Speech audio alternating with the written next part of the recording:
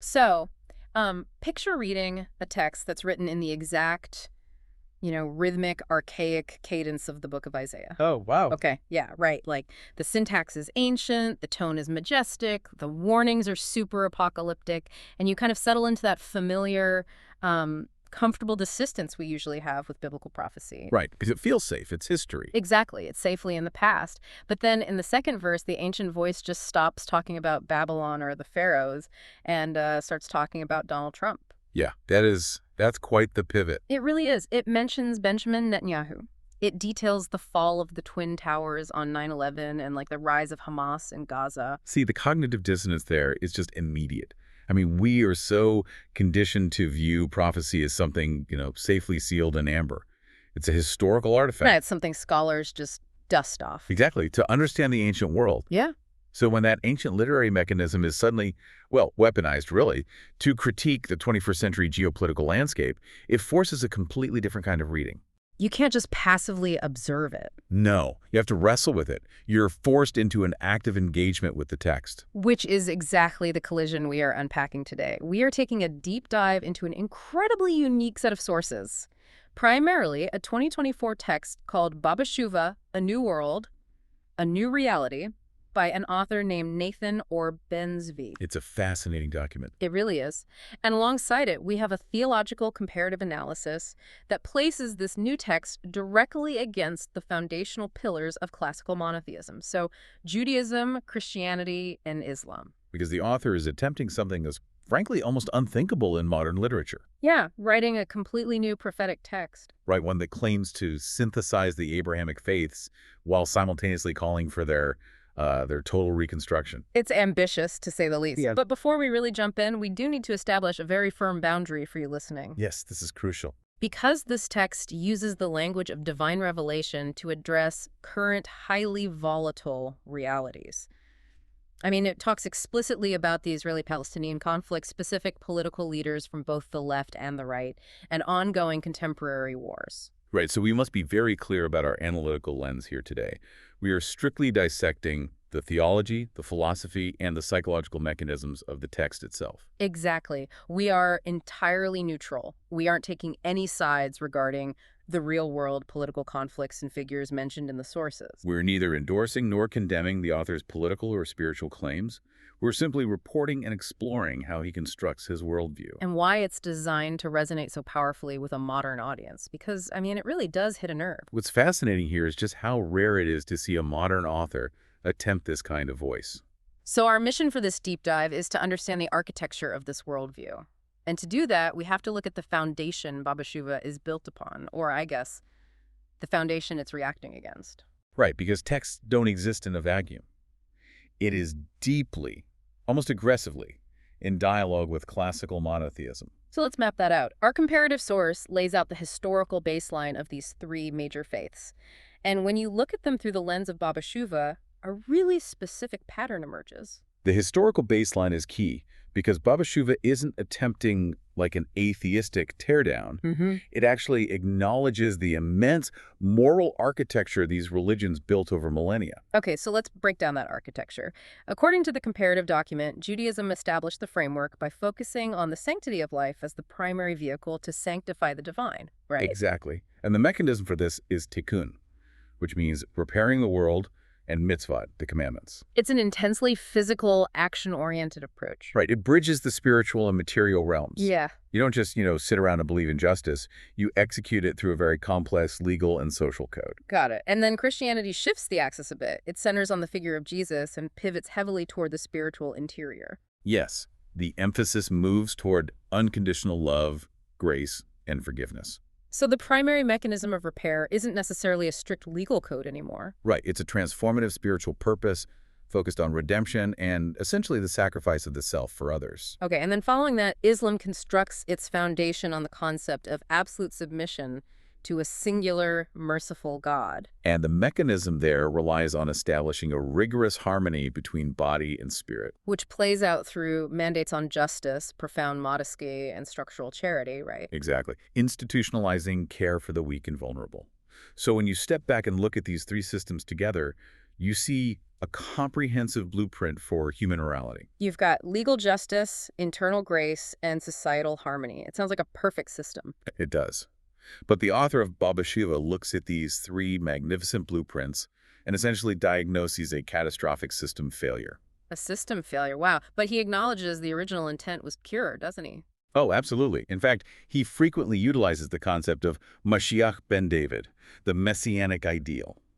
He demands a direct connection between spiritual consciousness and physical action, much like the classical traditions. But his critique of how these religions currently operate is just searing. He argues that they have fundamentally failed their own mandates. The critique really centers on the sociology of institutionalization. Right. The text argues that over millennia, human beings have layered these original pure revelations with, bureaucracy, political power structures, rigid dogmas. The religions stopped being vehicles for direct spiritual connection. Exactly. They became self-preserving institutions.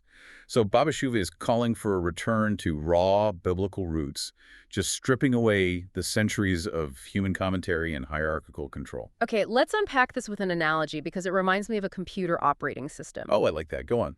So over thousands of years, these classical faiths have accumulated endless software updates, patches, third-party apps, and just massive administrative bloat. Right. The core programming, the pursuit of justice, charity, and peace, is still in there somewhere. But the system is crashing because it's using all its processing power just to maintain the bloated infrastructure. That is a perfect way to visualize it. So Nathan or Ben Zvi is looking at this global blue screen of death and demanding a total factory reset to the original code. Well, the analogy works conceptually. We do have to examine why that bloat exists in the first place, Fair point. It didn't just appear out of nowhere. Exactly. Religion's institutionalized because pure, unmediated spiritual fervor is inherently chaotic. It just doesn't scale well. You can't run a global society on pure fervor. Right. You need rules, hierarchies, and traditions to hold a massive multi-generational society together. The bloatware, as you called it, is often a survival mechanism. So Baba Shiva is kind of ignoring that sociology. That's the tension here. Yeah. The text completely dismisses the sociological necessity of these institutions. It assumes that if you wipe the hard drive, humanity will naturally revert to a state of peaceful, spiritual equilibrium. Instead of just descending into fragmented chaos, which is honestly a massive assumption. It's a huge assumption. But, and this is key, it is precisely that assumption that makes this text an absolute magnet for a younger demographic. Oh, without a doubt. If you look at millennials and Gen Z, their defining sociological trait is a profound suspicion of legacy institutions. They've watched everything fail. Exactly. They've watched financial systems crash, political systems gridlock, and religious institutions face massive, heartbreaking scandals. So the idea of wading through 1,000 years of theological commentary And submitting to some hierarchical gatekeepers just to find spiritual meaning, it's exhausting to them. It feels unapproachable and, frankly, inherently compromised. which is why Baba Shiva offers a bypass. It argues that truth is simple, accessible, and requires no mediator. A total factory reset. Exactly. For a generation seeking authenticity over authority, that promise is incredibly compelling. It validates their disillusionment with the structure, but it still feeds their deep hunger for the divine. But here's the thing. The messenger delivering this anti-institutional message is not what you'd expect at all. Not even a little bit. When you hear about a modern prophet calling for a radical spiritual reset, you picture someone living off the grid, right? Like ascetic, completely removed from society. A hermit in the desert. Exactly. But Nathan or Ben Zvi was born in 1991. He's a millennial. He's a millennial. He grew up in an Orthodox yeshiva, meaning he has the hard wiring of traditional Jewish textual study, but he left that specific world. Right. And now he manages investment portfolios in finance and works as a certified therapeutic supporter. The biography is just vital to understanding the text. He is embedded in the modern capitalist machine and the modern psychological support system simultaneously. He understands the mechanics of wealth and the mechanics of human trauma. Yes. Yet, he claims this prophetic identity was thrust upon him. The text actually notes that his name, Nathan Or, which translates to Nathan Light, originated from a prophetic dream his mother experienced. Wow. And he frames his role not as some great achievement or ego trip, but as an unbearable physical and psychological burden. You can really feel that burden in the writing, and I think this brings us back to that jarring literary style we talked about at the beginning. The archaic Hebrew syntax. Right. Why use that ancient style to talk about modern finance, modern politics, and modern war? Is it just a stylistic gimmick to force an aura of authority, or is there like a deeper psychological mechanism at play? I'd argue it functions as a profound reframing device. Think about how we consume modern news. It's clinical, fast. Yes, it's clinical, chaotic, and driven by immediate human failings. It feels entirely secular and random. A pandemic here, a war there. Just one disaster after another on our feeds. Exactly. But by taking those exact same events and translating them into the cadence of Isaiah or Jeremiah, the author strips away that secular noise. Oh, that's interesting. He elevates modern, seemingly random suffering to a state of cosmic significance. So he forces the reader to view the 21st century not as a series of, political blunders, but as an active, ongoing spiritual crisis. He's essentially saying, you think you are reading the news, but you are actually living inside a biblical epoch. That is so heavy. And that reframing has to be risky for him personally. Extremely risky. And the author is acutely aware of how absurd he appears to the outside world. He constantly laments the mockery he faces. He writes about walking the streets of Jerusalem, right? Yes, feeling this internal burning compulsion to deliver a message that absolutely no one wants to hear. He explicitly states that people call him a false prophet or they just assume he's mentally ill. He really goes out of his way to degrade his own status. I remember reading parts where he calls himself a worm, a fool, and a dog. He practically begs the reader not to deify him. Right, he says, don't call me an angel, don't call me a messiah, I'm just a human being. He knows that cloaking divine revelation in the 2020s is basically social suicide. And that intense self-deprecation is the psychological hallmark of the classical reluctant prophet. Like who? Think of Moses arguing at the burning bush that he has a stutter and can't speak. Or Jonah physically fleeing on a ship to avoid delivering his message. Oh, right. The archetype of the reluctant prophet is so powerful because it suggests the message is not born of ego. Exactly. The prophet is saying, I do not want this power, I do not want this attention, I just want to be left alone. But the truth is burning a hole in my chest. It lends a raw, agonizing vulnerability to the text that makes it really difficult to just brush it off as mere megalomania. It grounds the prophecy in human suffering. So if he is enduring this agonizing social and psychological burden, what is the core warning that is so urgent?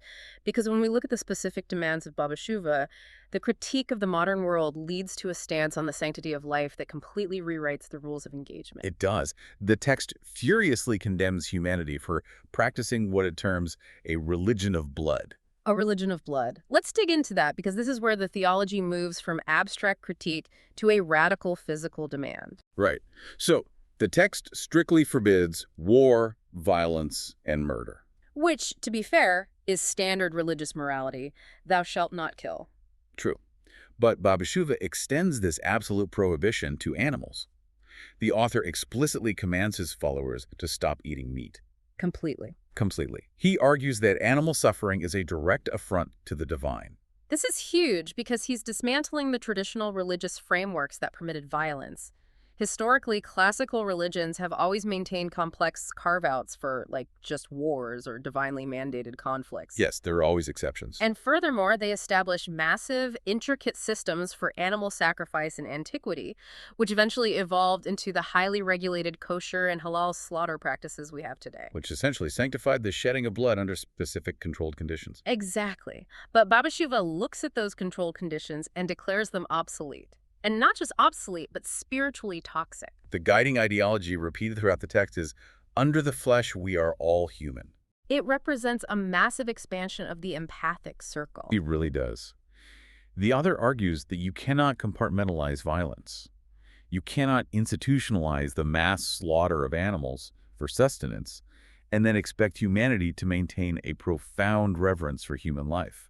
Because the desensitization required for the animal slaughter inevitably infects how we treat each other. Precisely. Though he does offer a transition plan, which I found really interesting. He acknowledges that an immediate shift is difficult for people, so he permits eating fish as a temporary step. Arguing their suffering is lighter, yes. But the absolute endpoint is a plant-based diet. He claims human anatomy is fully supported by plants and that consuming them literally reduces anger in the human body. But he doesn't just leave it at diet. This is where it gets highly political, theologically speaking. Right. He inextricably links the blood on the plate to the blood in the streets. He explicitly points to the Israeli-Palestinian conflict, the shedding of blood between Jews and Arabs, and equates it with the ultimate desecration of God's name. He draws a straight, unbending line between the micro-violence of consumption and the macro-violence of geopolitics. But okay, let's unpack this, because this is where I really struggle with the text. Sure, lay it out. Telling individuals to adopt a plant-based diet is a tangible, achievable lifestyle choice. I can go to the grocery store right now and buy beans instead of beef. Right. But turning to a region that is entrenched in centuries of complex, multi-generational trauma, territorial disputes, and deep-seated existential fear, and simply declaring stop shedding blood and speak in peace, isn't that incredibly dangerously naive? I see your point. I mean, how do you tell a society surrounded by real threats to just dismantle its military infrastructure because a prophet said war is bad? It is entirely unpragmatic if you read it as a policy document. Right. But if we connect this to the bigger picture, prophetic literature is never about pragmatic policy. It is about establishing an absolute, uncompromising moral North Star. So no compromises. Exactly. If a prophet compromises with the reality of war, they validate it. Baba Shuva is not offering a diplomatic roadmap or a negotiated ceasefire. It is demanding an evolutionary leap in human consciousness. Wow. Okay. The text warns that without this radical, seemingly impossible shift away from violence, humanity will trigger its own destruction.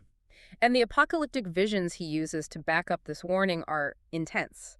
He describes fire, meteors falling, and he explicitly frames the COVID-19 pandemic not merely as a biological event, but as a divine warning. A global pause. Yeah, a global pause that humanity stubbornly ignored.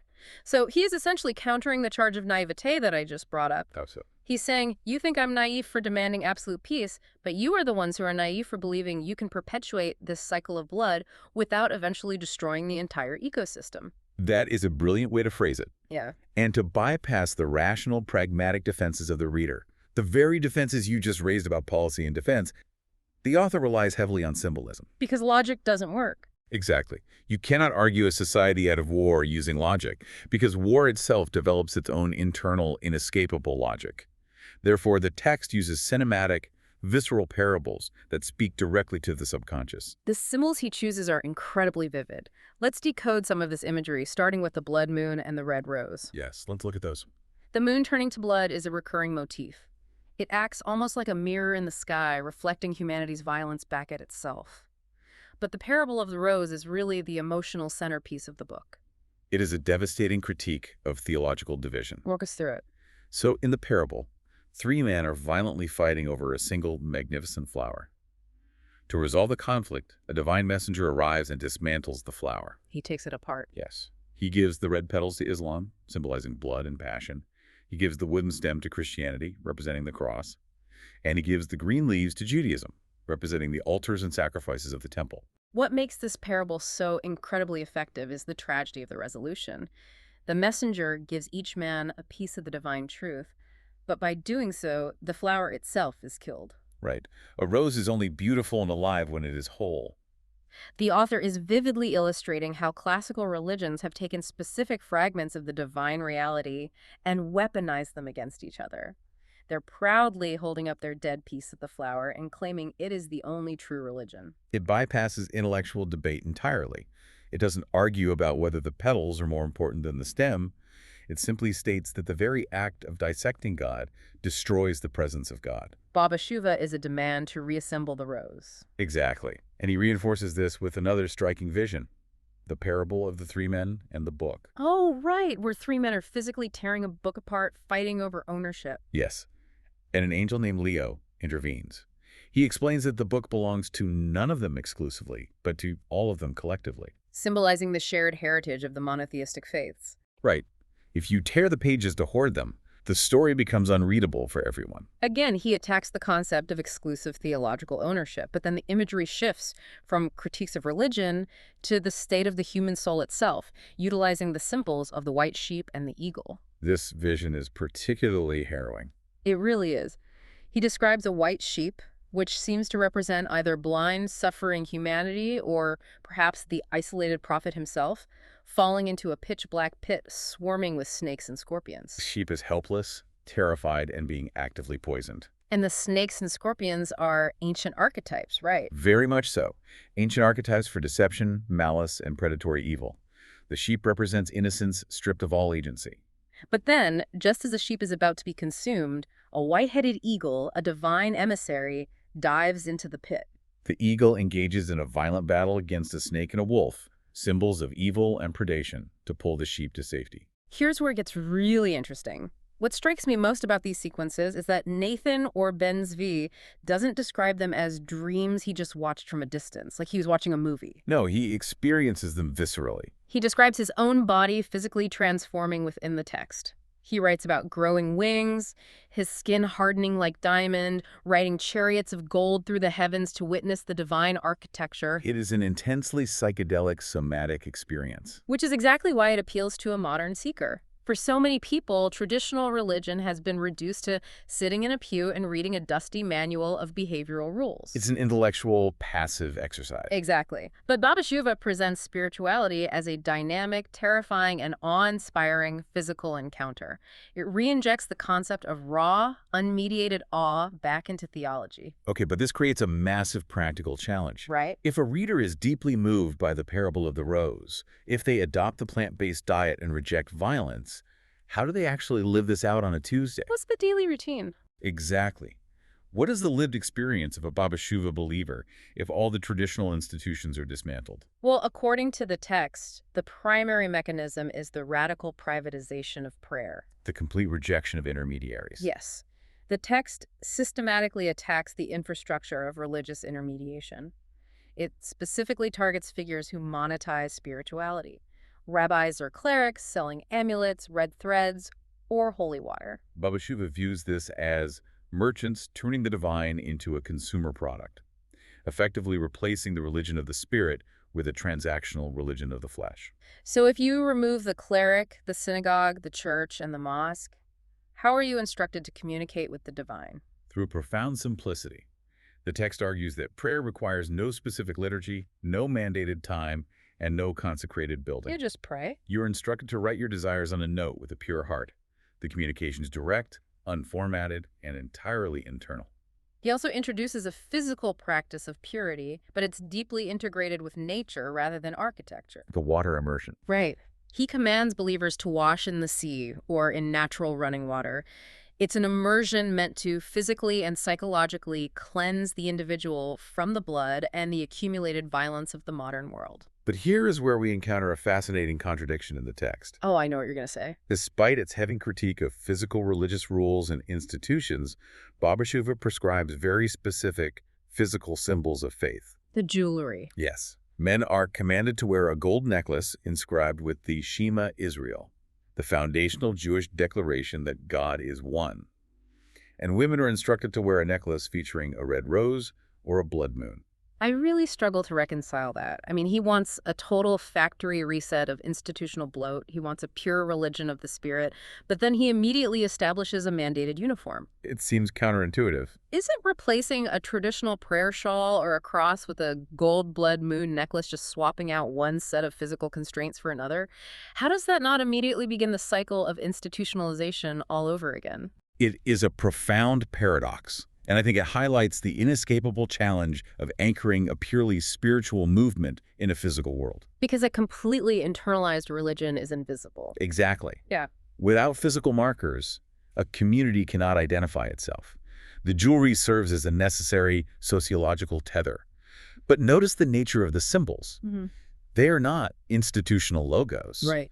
The rose and the moon are natural, universal elements. And practically, they act as brilliant social catalysts. If you are a young person walking into a coffee shop wearing a prominent, unusual blood moon necklace, someone is inevitably going to ask you what it means. It's a conversation starter. It immediately transforms the wearer from a passive believer into an active ambassador.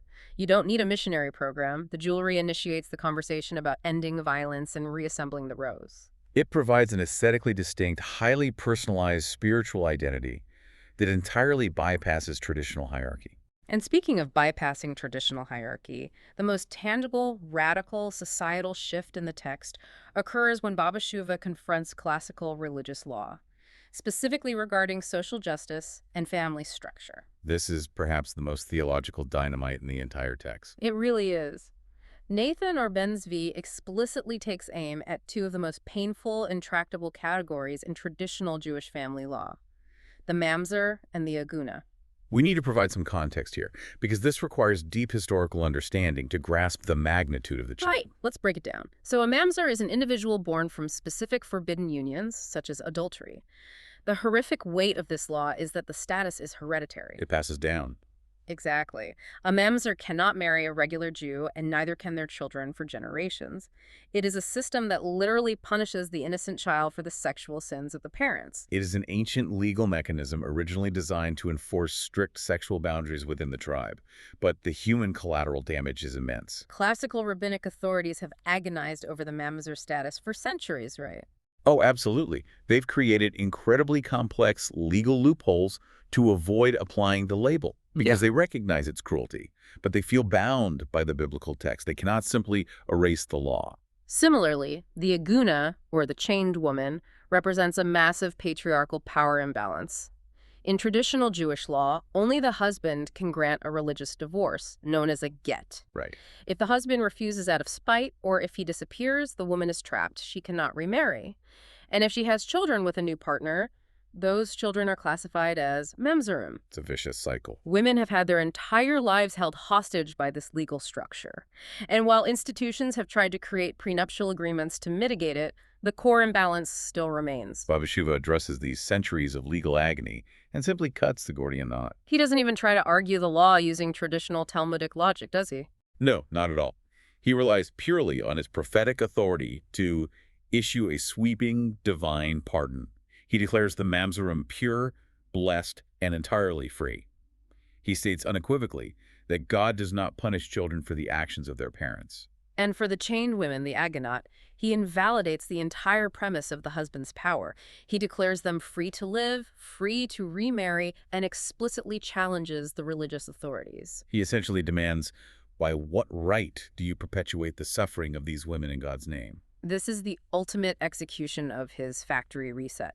It is exactly why this text resonates so deeply with a modern audience concerned with systemic justice. It looks at a legal structure that prioritizes textual rigidity over human compassion and shatters it. It asserts that any religious law that inherently causes suffering to the innocent is a corruption of the divine will. It replaces legalistic subjugation with egalitarian liberation. It's a breathtaking theological pivot. But this personal liberation, the adoption of the parables, the rejection of violence, all of these individual actions are ultimately building toward a massive global climax. The endgame. Yes, let's look at the endgame. Where is the spiritual revolution supposed to lead humanity? The ultimate vision is a world where the concept of the other is eradicated entirely. The text paints a portrait of what it calls the day after the war. What does that look like? It envisions a reality where people sit together in absolute peace. And the most striking detail is what they do not say. Right. They do not identify themselves or others by religion, by race, by gender, or by nationality. They simply use the identifier, we are human beings. In this vision, the nature of God undergoes a profound perceptual shift. God ceases to be a tribal deity. He is no longer the exclusive God of the Israelites, the Christians, or the Muslims. He is universally recognized as the Father of all nations, and the author grounds this universal abstract peace in a very specific, volatile geography. He explicitly prophesies a secure, lasting peace between Jews and Arabs dwelling together in the land. But to achieve this, the text must completely redefine the central engine of biblical eschatology. The Messiah. Because traditional messianic concepts often rely on a deus ex machina, right? The expectation is that a magical, superhero-like figure will descend, wage a final apocalyptic war against the enemies of the true faith, and unilaterally fix the world. While the believers essentially spectate. Exactly, just wait for it to happen. Baba Shuba uses the traditional language. It speaks of Mashiach ben David and the rebuilding of a house of prayer for all nations, but it subverts the expectation entirely. This raises an important question. How does it change the role of the Messiah? The Messiah in this text is not a magical fixer. The Messiah is a spiritual catalyst. The Messiah provides the clarity and the opportunity but the actual mechanics of redemption require human agency.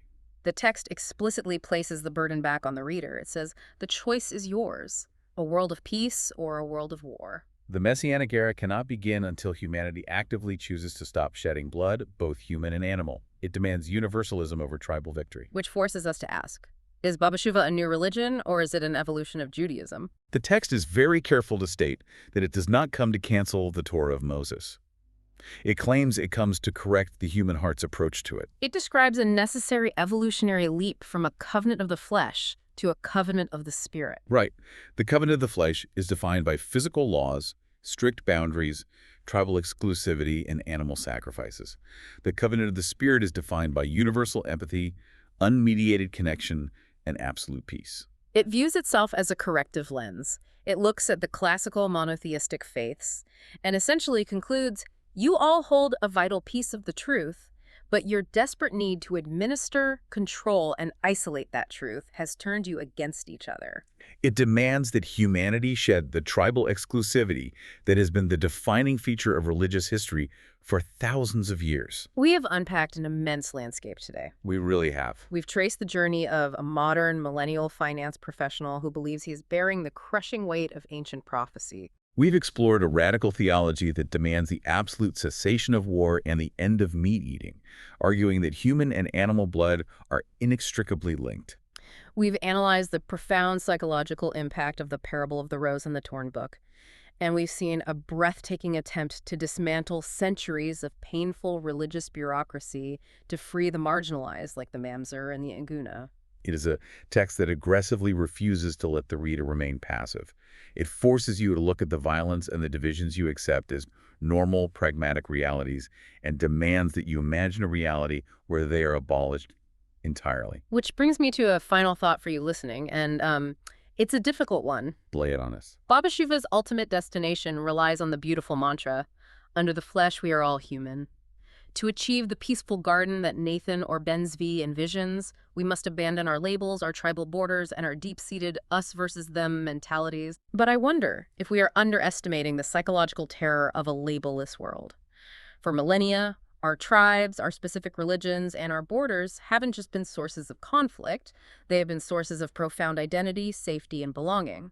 We know who we are by knowing who we are not. Exactly. It begs a terrifying question.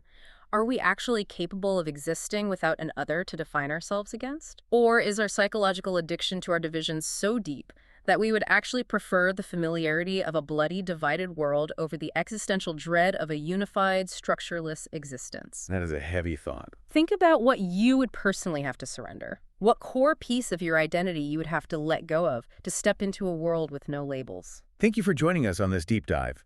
Whether you interpret Baba Shuba as a genuine divine revelation, a psychological phenomenon, or a radical piece of modern philosophical literature, it undeniably forces us to confront the architecture of our own beliefs. Keep questioning, keep learning, and keep diving deep.